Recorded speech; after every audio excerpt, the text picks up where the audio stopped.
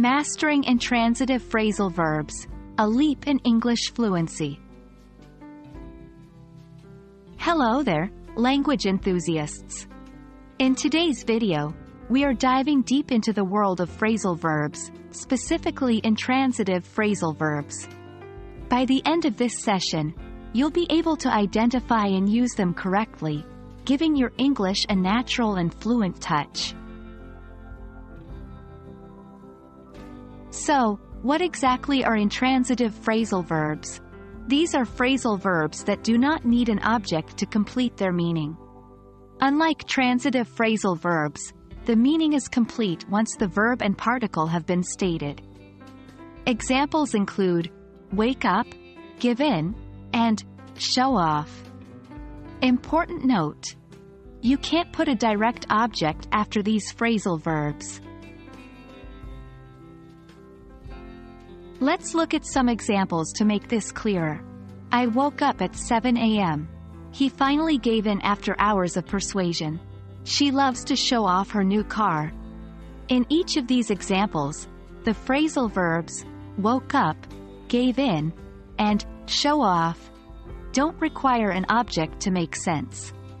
The action is complete in and of itself.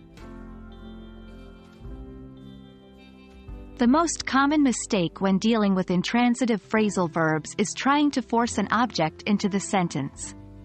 For example, saying, I woke up the day, is incorrect because woke up doesn't need an object. It should be, I woke up. Another common mistake is trying to separate intransitive phrasal verbs, which should always stay together.